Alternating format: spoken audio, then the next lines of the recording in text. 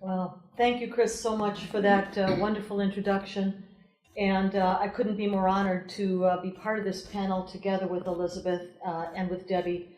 And what I thought I would do is give a little bit of an overview that maybe will put into perspective what Elisabeth is talking about from a very particular perspective in Austria, in Europe, and project maybe a little bit to the threat to all of us, who, as I call us, we are the children of the Enlightenment. So what I would say is that across the Western world right now, free speech is under attack. In those places already under the harsh rule of Sharia, of Islamic law, where Islamic law forbids not only the freedom of speech, but of belief and of the press as well, the darkness has stifled human expression for nearly 1,400 years. In those places like Western Europe, Austria included, where the Enlightenment once shone, but that never had, as Elisabeth said, she pointed out rightly, never had a First Amendment, the darkness of tyranny is descending over the freedom to speak and write one's mind. In the pretense of defending the sensitivities of others from all offense, the hard left spawn of the communist revolution, in collaboration with the tyranny of Islamic law, seeks to shut down all expression that does not conform to its Orwellian definition of acceptable. International organizations, as Chris was alluding to, like the Organization for Security and Cooperation in Europe, the OSCE, where he and I and Elisabeth have attended their sessions. These organizations, the OSCE in particular, was founded to ease the tensions of the Cold War period. But they're now given over to a red-green, as we call it, communist Islamic agenda for suppression of Islamophobia and hate speech, as Chris was talking about.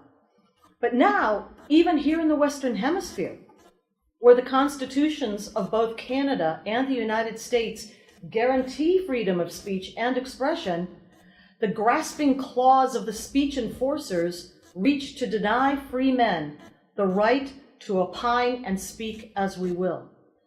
In Canada, we see Motion 103, as it's called, pass through a parliament all too eager to prostrate itself before the demands of a Muslim minority that is intent upon foisting Islamic law and slander upon a once free people.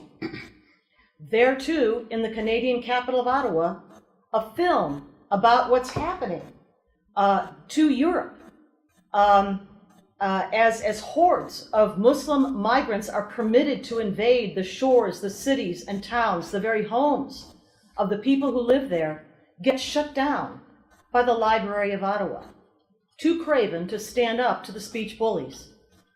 And here too, right in the United States of America, the creeping influence of liberty-crushing hate, the liberty-crushing forces that would prevent and punish speech deemed hateful or even merely hurtful is advancing within the hallowed halls of the United States Congress.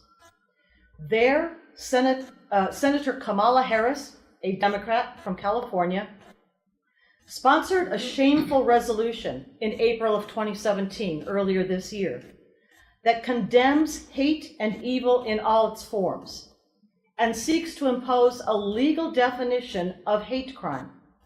It passed unanimously with no amendments. Across America, pampered campus cupcakes run fleeing for their blankies, their puppy dogs, and safety pins whenever they hear an opinion not aligned perfectly with their own. Worse yet, though, these spoiled brats shout down speakers, physically and verbally assault conservatives, Jews, and anyone else they happen not to like, and feel perfectly free to rampage and destroy property. And university administrators let them, or even encourage them. The Southern Poverty Law Center, about which we're going to hear more, I think, from Debbie to come here, the SPLC, appoints itself the arbiter of what is permitted speech and what is not. while spewing animus, hatred, and threats for whatever and whomever does not conform to its twisted notions, again, of what is allowed.